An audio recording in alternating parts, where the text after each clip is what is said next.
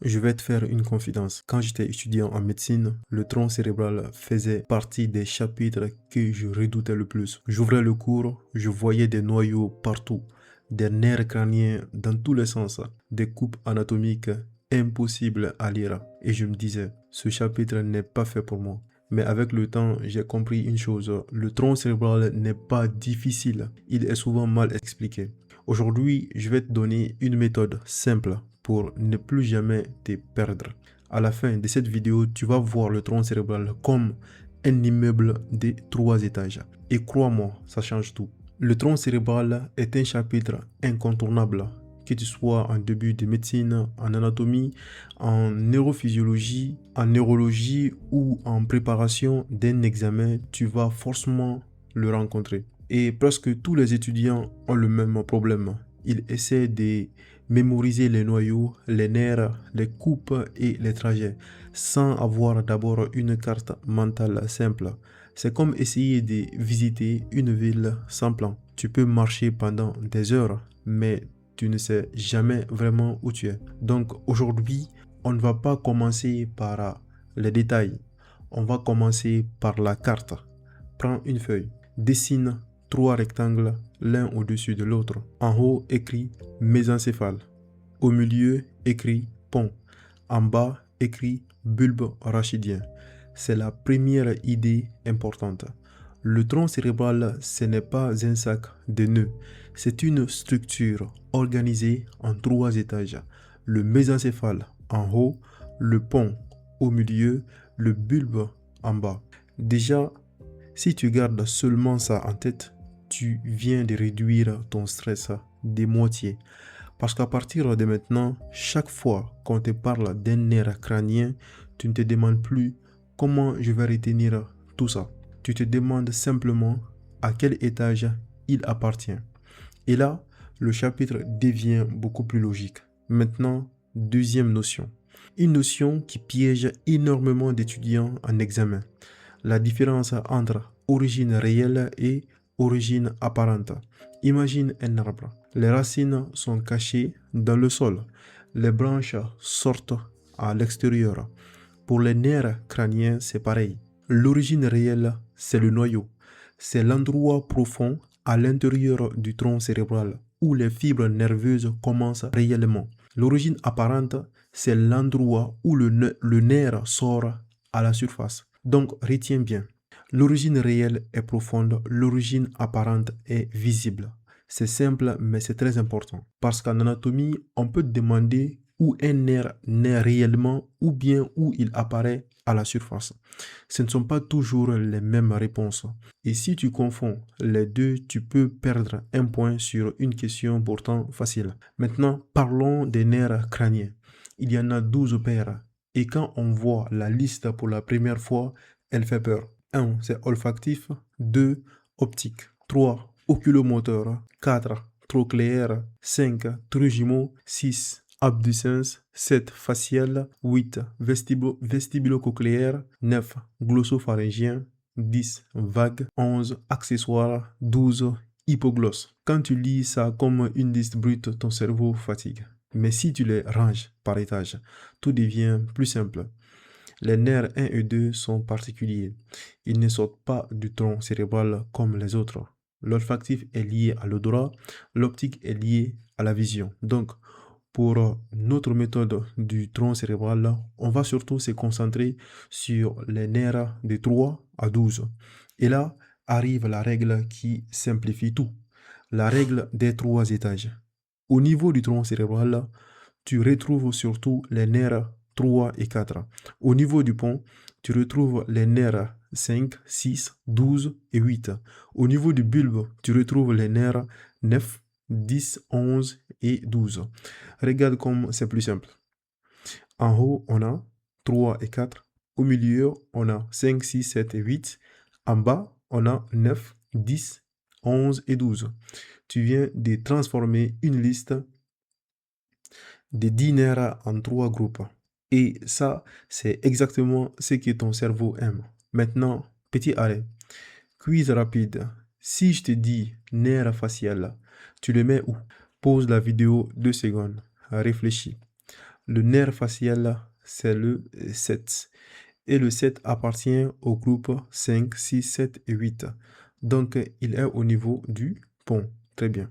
Deuxième question, le nerf hypoglosse. Tu le mets où? L'hypoglosse, c'est le 12. Et le 12 appartient au groupe 9, 10, 11, 12. Donc, il est au niveau du bulbe, tu vois. Tu n'as pas récité un gros cours. Tu as juste utilisé une carte. Maintenant, ajoutons une autre couche. Les fonctions des nerfs crâniens. Certains sont sensoriels, certains sont moteurs, certains sont mixtes. Sensoriel signifie qu'il ramène une information vers le cerveau. Par exemple, l'odorat, la vision ou l'audition. Moteur signifie qu'il commande un muscle. Par exemple, les mouvements des yeux ou de la langue. Mixte signifie qu'ils font les deux. Ils ont à la fois une fonction sensitive et une fonction motrice. Pour retenir l'ordre des fonctions, beaucoup d'étudiants utilisent des phrases mnémotechniques. Mais je vais te donner une méthode plus intelligente. Demande-toi d'abord, ce nerf sert surtout à sentir, à bouger ou aux deux. L'olfactif, odorat, donc sensoriel. Optique, vision, donc sensoriel. L'oculomoteur, mouvement des yeux, donc moteur. Le trijumeau, sensibilité de la face et muscle masticateur, donc mixte. Le facial, muscle de la face, le goût, glande, donc mixte. Le vestibulo-cochléaire, audition et équilibre, donc sensoriel. Et ainsi de suite. Tu vois la logique? Le but n'est pas seulement de réciter. Le but est de comprendre la fonction derrière le nom. Maintenant, prenons un exemple clinique. Un patient présente une paralysie faciale. Il a aussi du mal à déplacer son œil vers l'extérieur.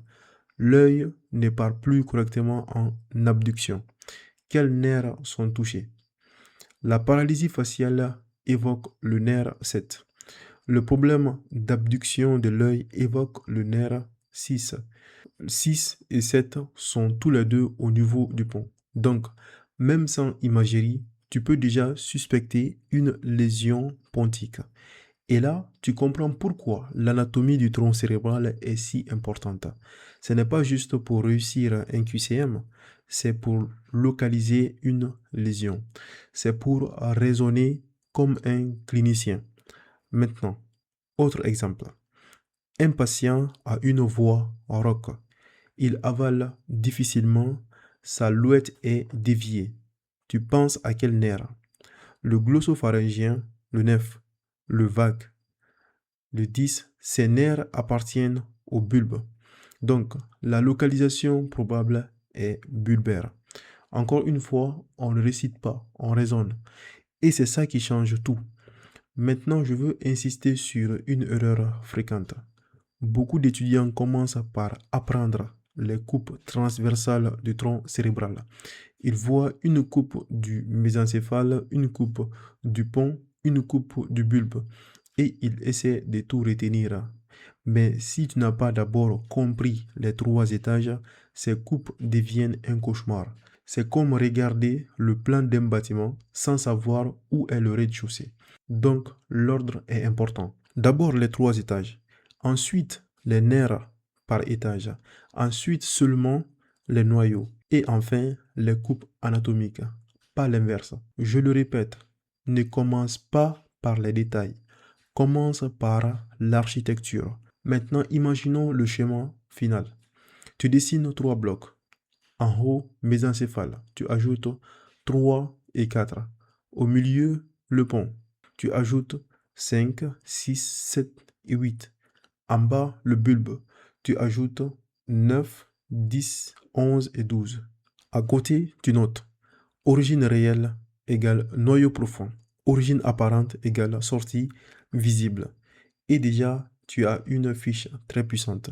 Une fiche simple. Une fiche que tu peux revoir avant un examen. Une fiche que ton cerveau peut vraiment retenir. Mini cas clinique. Un homme de 58 ans arrive avec une difficulté à avaler, une voix rauque et une diminution du réflexe nauséeux. On suspecte une atteinte des nerfs 9 et 10. Question. À quel étage du tronc cérébral situe probablement la lésion? La réponse, les nerfs 9 et 10 appartiennent au bulbe. Donc la lésion est probablement bulbaire. Ce mini-cas montre une chose essentielle. Quand tu connais l'étage des nerfs, tu peux déjà localiser une partie du problème. Les points importants à connaître. Le tronc cérébral se visualise en 3 étages, mésencéphale, pont et bulbe. Les nerfs 3 et 4 sont surtout mésencéphaliques. Les nerfs 5, 6, 7 et 8 sont surtout pontiques. Les nerfs 9, 10, 11 et 12 sont surtout bulbaires. L'origine réelle correspond au noyau profond. L'origine apparente correspond à la sortie visible du nerf. La meilleure méthode est de construire une carte mentale avant d'apprendre les détails. Maintenant, les erreurs fréquentes. La première erreur, c'est de considérer le tronc cérébral comme une liste à mémoriser. La deuxième erreur, c'est de commencer directement par les coupes anatomiques. La troisième erreur, c'est de confondre origine réelle et origine apparente. La quatrième erreur, c'est d'apprendre les nerfs crâniens sans les associer à leur étage. Et la cinquième erreur, c'est de réciter les nerfs sans comprendre leur fonction. Donc pour terminer, le tronc cérébral devient simple quand tu le vois comme un immeuble de 3 étages. En haut, le mésencéphale, au milieu, le pont, en bas, le bulbe. Ensuite, tu ranges les nerfs crâniens par étage. Et seulement après, tu ajoutes les noyaux, les fonctions et les détails anatomiques. Si cette vidéo t'a aidé à voir le tronc cérébral autrement, écris en commentaire, j'ai enfin compris. Si tu veux, dans la prochaine vidéo, on fera ensemble le schéma complet des nerfs crâniens, étape par étape, pour que tu puisses le voir avant tes examens.